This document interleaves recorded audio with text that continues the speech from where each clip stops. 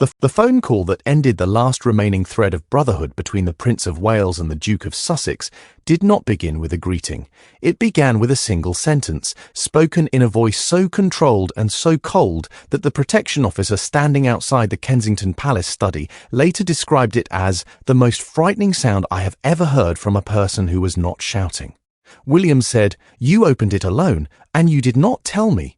And on the other end of the line, in a house in Montecito, California, Harry said nothing, because there was nothing to say, because the accusation was true, because the thing William was referring to was not a document, not a contract, not a financial instrument. It was a letter, written by their mother, addressed to both of them, sealed for a moment of crisis. And Harry had opened it, read it, and kept its contents to himself for 3 years. The letter is at the center of this. But the letter is not where the story begins. The story begins with an audit, a forensic, comprehensive, institution-wide review of every financial instrument connected to the royal family, conducted by Prince William's transition team as part of his preparation for kingship. And what that audit found, buried in the records of a private trust established by Diana, Princess of Wales, in the autumn of 1996, was not just a secret inheritance, it was a mechanism. A mechanism designed by their mother to protect her sons from the very institution William now chairs. A mechanism that has been quietly funding Harry's post-royal life for 3 years. A mechanism that William, the elder brother, the future king, the man who has carried the crown's weight without complaint, knew nothing about. Before we reveal the full structure of the Althorp Contingency Trust, before we walk through the 17 disbursements that funded Harry's security, his legal battles, and his California home, and before we describe the contents of the letter Diana wrote to her sons and sealed against the day they would need it most, make sure to hit subscribe to Crown Watch and turn on the notification bell. Because this story is not about money. It is about a mother's last act of protection, a brother's exclusion from his own inheritance of grief, and the moment a future king discovered that the institution he is preparing to lead had been quietly financing a war against itself, with his mother's money. Let's begin with the audit, because the audit is the mechanism of discovery, and understanding how William found the trust is essential to understanding why his reaction was so severe. The audit, codenamed internally Operation Clean Ledger, was launched 18 months ago as part of William's broader transition preparation. Its mandate is sweeping. Every trust, every fund, every discretionary account, every charitable foundation connected to the royal family must be identified, classified, and assessed for constitutional exposure. The goal is, when William becomes king, he will inherit not just the throne, but the financial architecture that supports it. He cannot inherit what he cannot see, so he has ordered his team to see everything. The audit team consists of 4 forensic accountants, 2 constitutional lawyers, and a senior analyst from the Duchy of Cornwall's financial office. They work in a secure room at Kensington Palace, under non-disclosure agreements, so strict that even their families do not know the nature of their work. They have reviewed over 300 financial instruments. They have identified a team that require restructuring. They have flagged 4 for immediate legal review, and on a Tuesday morning in late March, the lead forensic accountant, a woman named Sarah Jennings, who has worked in royal estate management for 14 years, placed a single file on William's desk and said 5 words, "We found something you should see." The file was thin. 3 pages of financial summary, 2 pages of legal structure, and 1 page of correspondence. The financial summary showed a trust instrument registered under the name the Althorp Contingency, established on the 14th of November 1996, with an initial capitalisation of £2.3 million drawn from the Spencer family inheritance that Diana received following her divorce settlement. The trust was not part of the royal estate. It was not funded by the sovereign grant. It was not connected to the Duchy of Cornwall or the Duchy of Lancaster. It was, in legal terms, entirely private. Diana's money, Diana's instrument, Diana's wishes. The legal structure was more complex. The trust was established under a specific provision of British trust law that allows a settlor, the person creating the trust, to define activation conditions that must be met before disbursements can begin. Diana's activation condition was written in her own hand, appended to the trust deed as a personal memorandum. It read, This trust shall be activated only in the event that one or both of my sons are estranged from, financially harmed by, or institutionally disadvantaged by the monarchy. Its purpose is protection, not enrichment. Its use is need, not luxury. Its administration is private, and its existence is to remain confidential to the beneficiary and the trustee alone. Let me pause here, because that activation clause is the hinge of everything that follows. Diana did not create this trust as a general inheritance. She created it as a contingency, a safety net that would activate only if the institution hurt her sons. She wrote this in 1996, 1 year before her death, during the most painful period of her divorce, when she was learning, in real time, how the monarchy could wound the people inside it. And she looked at her 2 boys, then 14 and 12, and she made a decision. If the crown ever breaks them, I will have left them something the crown cannot touch. Something that is mine. Something that will protect them when the institution will not. The trust was administered by a single trustee, not a bank, not a law firm, a person. Diana's former private secretary, a man named Patrick Jepson, who had served her during the final years of her marriage and who remained loyal to her memory after her death. Jepson was given sole discretionary authority over the trust. He alone could determine whether the activation condition had been met. He alone could authorize disbursements. He alone could decide the amount, the timing, and the purpose of each payment. And he was bound by the trust deed to maintain absolute confidentiality. He was not required to inform the other beneficiary. He was not required to report to the royal household. He was not required to answer to anyone except the terms Diana had written. The trust sat dormant for 23 years. From 1997, when Diana died, to 2020, when Harry and Meghan stepped back from royal duties, the Althorp contingency made 0 disbursements. Its capital grew quietly through conservative investment. Its existence was known only to Jepson and to the solicitor who had drafted the deed. William did not know it existed.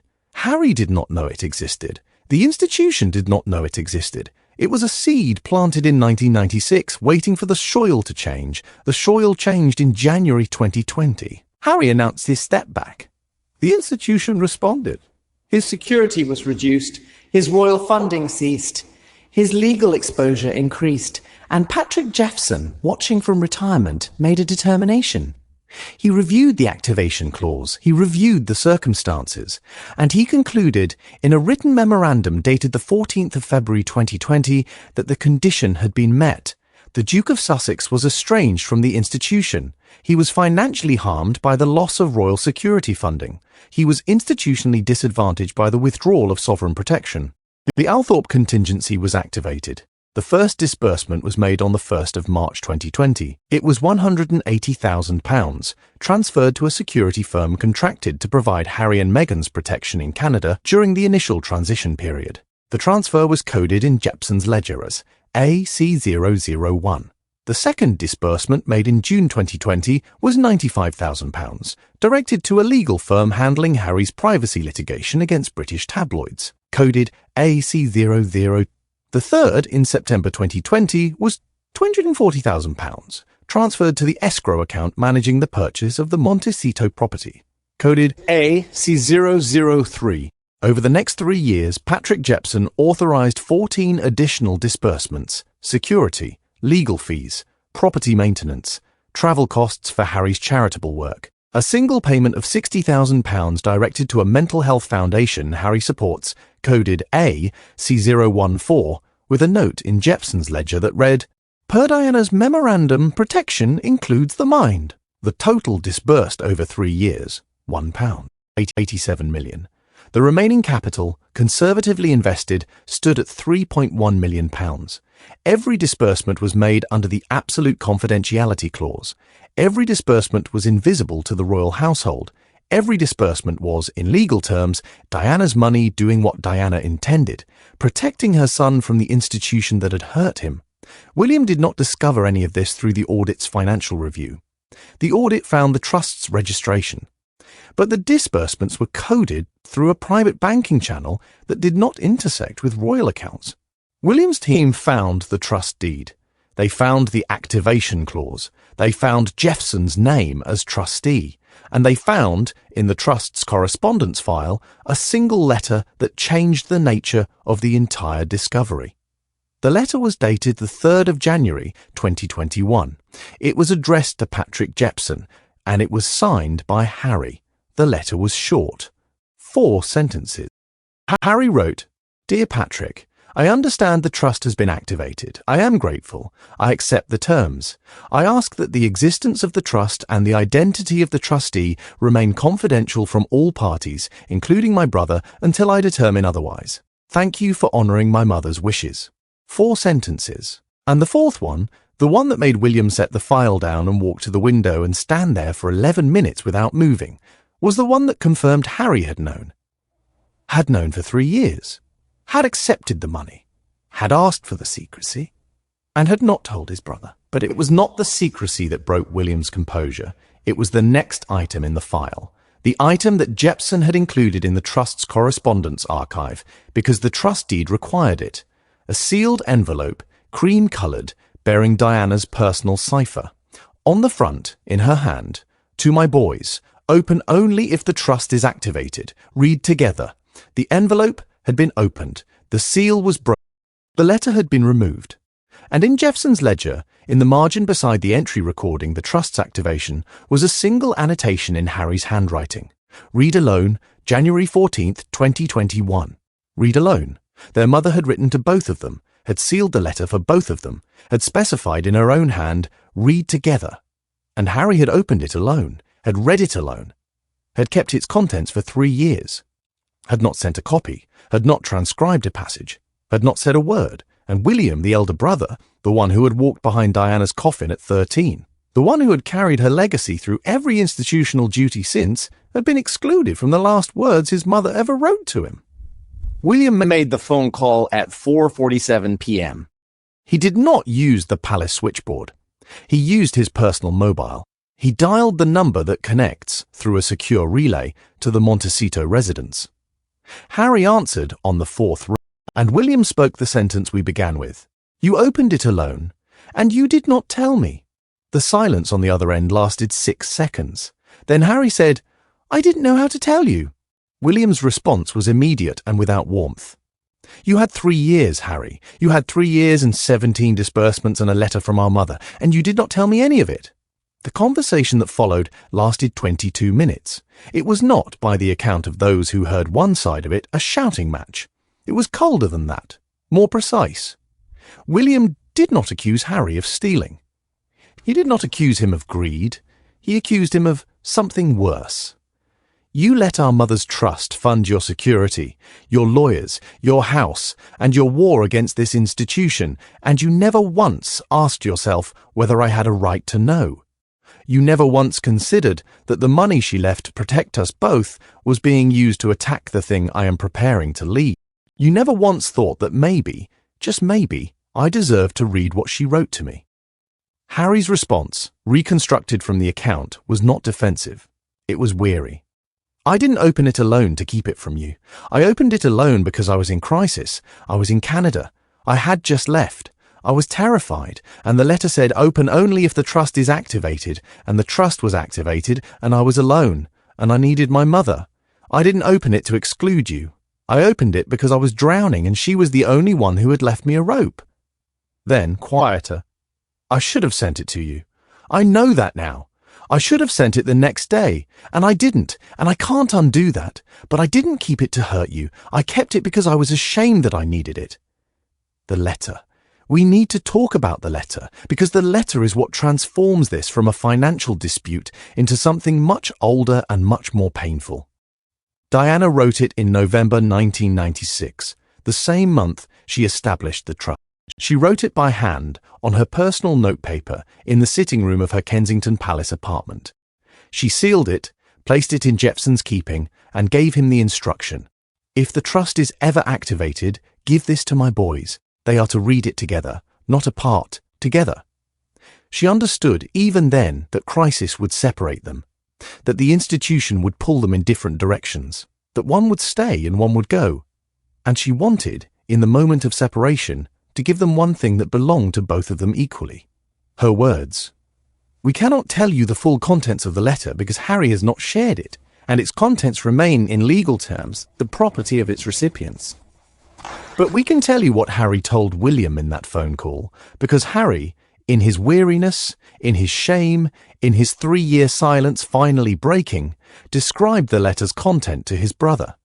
And what he described is not a message of grievance. It is not an accusation against the institution. It is not a political statement. It is a mother's instruction. Her words as Harry relayed them were these: "If you are reading this, the Crown has hurt one of you, and I need you to remember, before you let the hurt become your whole story, that you are brothers first. The institution will try to make you into roles, heir and spare, insider and outsider, loyal and rebellious. Do not let it. You are William and Harry, you are my boys, and whatever the Crown does to you, you owe each other the truth, always, even when the truth is hard, especially when the truth is hard." William heard this through the phone. He did not respond immediately. When he spoke, his voice had changed. The coldness was still there, but beneath it was something else, something raw. "She told us to owe each other the truth," he said. "And you kept the truth from me for 3 years." Harry's answer was quiet. "Yes." William said, "And the trust funded your security, your lawyers, your house, your fight against the institution I am preparing to inherit." Harry said, "Yes." William said, "And you never once thought to tell me that our mother's money was paying for the legal team that is suing the palace." Harry said nothing, because the answer was yes, and because the answer was also, "I was ashamed," and because both of those things were true at the same time, and neither cancelled the other. The phone call ended without resolution. William hung up. He walked to Catherine, who had been waiting in the adjacent room, and he told her everything. The trust, disbursements, the letter, Harry's confession. Catherine listened without interrupting. When William finished, she was quiet for a long time. Then she said something that William has described since as the most important sentence in this entire story. "The money is not the problem. The money was hers, and she left it for him, and he needed it. The problem is the silence. And the problem is that the trust funded a war against you without telling you. Those are two different problems, and they need 2 different solutions." Catherine's strategic mind went to work immediately. She identified 3 separate issues that required separate responses. First, the trust itself. Was it legal? Was it legitimate? Did it violate any constitutional principle? The answer, after legal review, was no. The Althorp contingency was a private trust funded by private money. It did not draw on royal assets. It did not use sovereign authority. It was, in law, unassailable. Diana had every right to establish it. Jefferson had every right to administer it. Harry had every right to receive it. The trust could not be challenged. It could only be acknowledged. Second, the letter. Diana had written it to both sons. Harry had opened it alone. William had never read it. The letter's contents, as Harry described them, were not divisive. They were unifying. They were a mother's instruction to her sons to remain, and William had been excluded from that instruction. Catherine proposed a solution. Harry should provide William with a complete, verbatim copy of the letter, not a summary, not a description, the actual words, so that William could read what his mother had written to him, so that the exclusion could be ended, so that the read together instruction could be fulfilled 3 years late, but fulfilled. Third, the institutional conflict. The trust had funded Harry's legal battles against the palace. This was the element that made William's fury not just personal, but constitutional. Money intended to protect her sons from the institution, was being used to attack the institution's legal standing. This was not what Diana intended. The trust's memorandum was explicit. Protection, not enrichment. Need, not luxury. Defense, not offense. And Harry's legal team had used Althorp funds to pursue offensive litigation. This was a distortion of the trust's purpose, and it required correction. William convened a meeting with Catherine and his senior legal advisor the following morning. They drafted a 3-part response. Part 1. William would write to Harry, not as the future king, not as the council chair, but as his brother. The letter would request a verbatim copy of Diana's letter. It would not demand.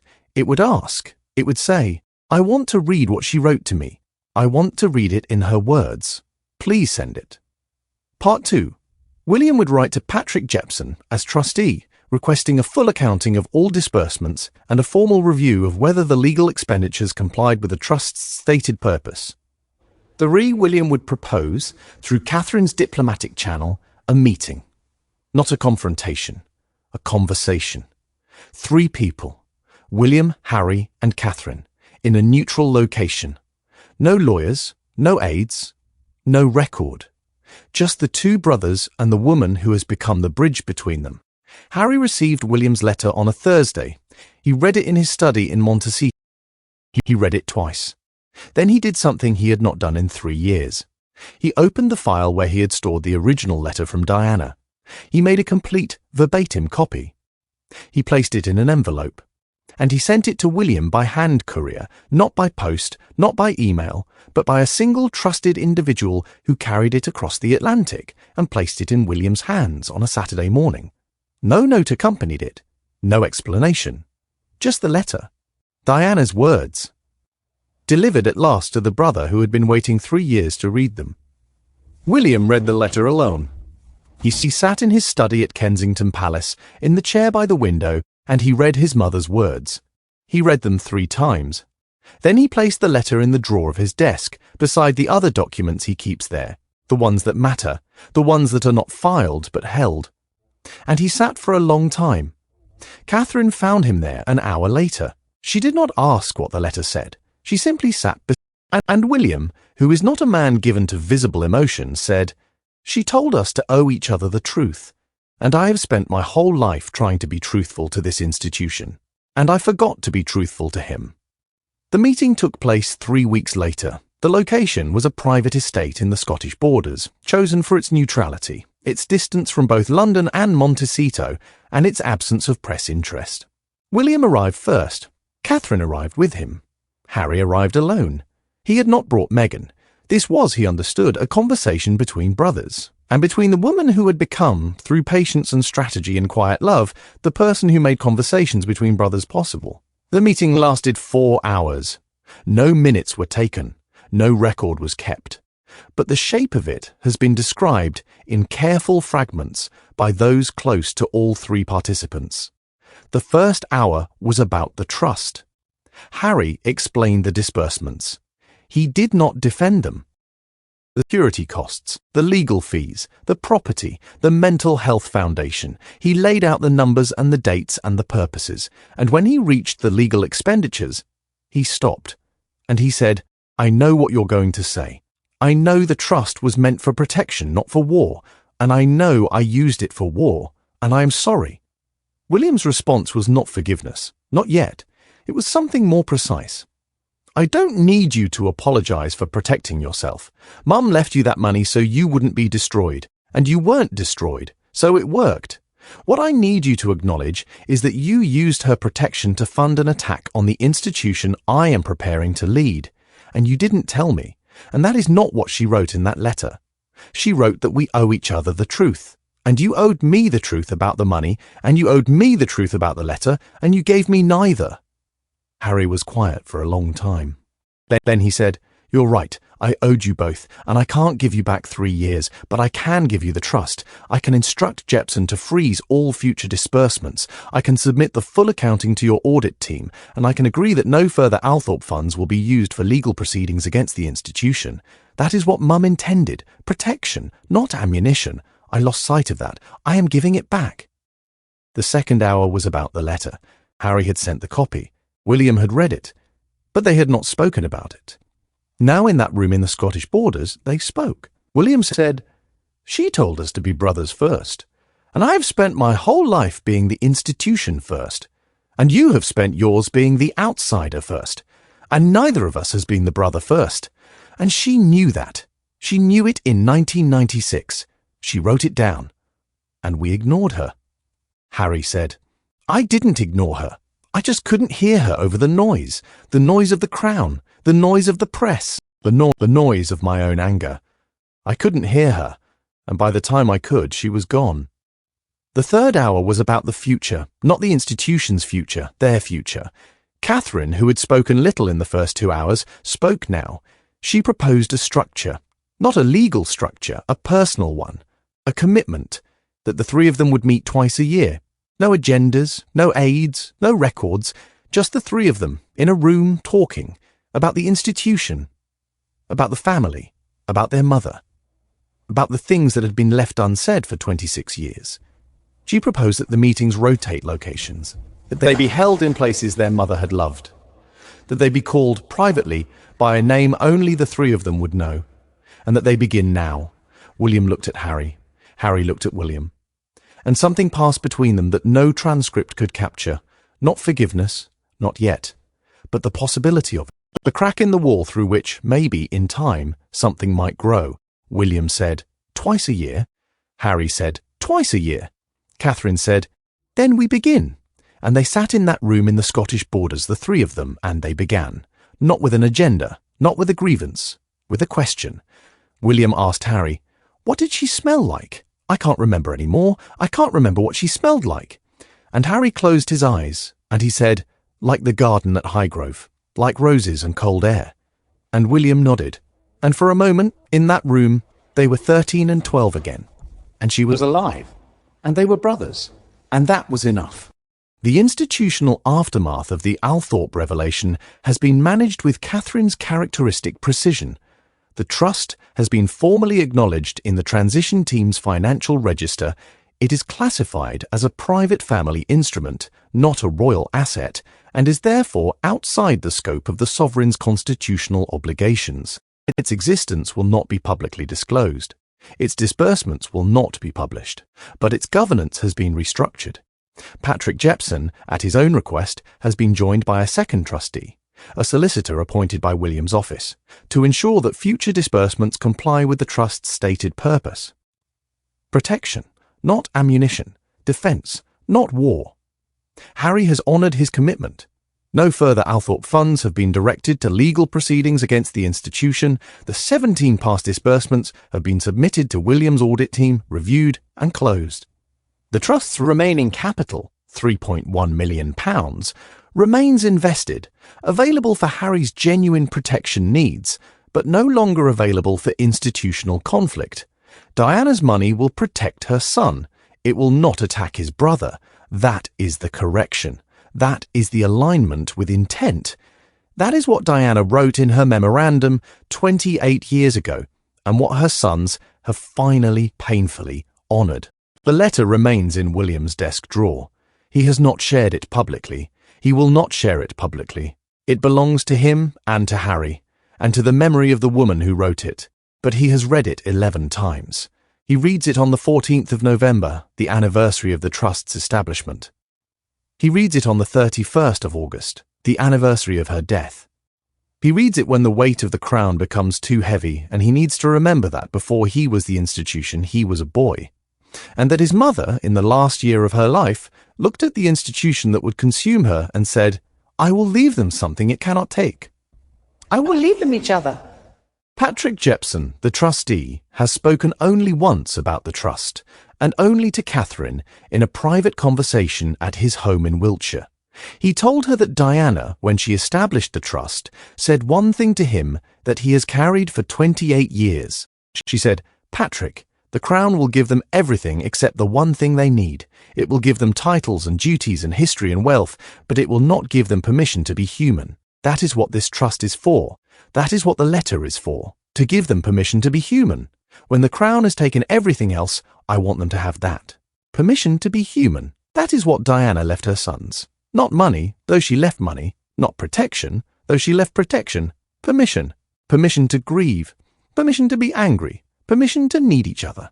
Permission to open a letter alone in a moment of crisis. Permission To keep it too long. Permission to be ashamed. Permission to be forgiven. And permission, eventually, to sit in a room in the Scottish borders and say, "I can't remember what she smelled like." And to hear your brother say, "Like roses and cold air." What do you think? Was Harry wrong to open the letter alone, or was he entitled to reach for his mother in a moment of crisis? Should the Althorpe contingency have been disclosed to William from the beginning, Or was Diana's confidentiality clause legitimate? Is the restructuring of the trust, protection without ammunition, a fair resolution, or does it limit Harry's right to defend himself? And should the letter's contents ever be made public, or should they remain forever the private inheritance of two brothers who lost their mother too young? Tell us in the comments below. We read every one, and this story, more than any we have covered, belongs to the community's judgment. If you want to stay ahead of the royal stories the mainstream media will not touch, make sure you are subscribed to Crownwatch. Turn on the notification bell. Share this with someone who understands that the most important inheritances are not financial. They are letters. They are permissions. They are the words a mother leaves behind when she knows she will not be there to say them in person. Because in the House of Windsor, the crown passes from head to head. But the things that matter, the letters, the memories, the smell of roses and cold air, pass from heart to heart. And sometimes it takes 26 years and a forensic audit and a furious phone call to finally let them arrive. Stay curious, stay informed, stay questioning, and remember, every trust has a memorandum, and every memorandum has an intent, and every intent deserves to be honoured. Until next time, keep your eyes on the sealed envelopes and your hearts open to the ones who were left out of the reading. Goodbye.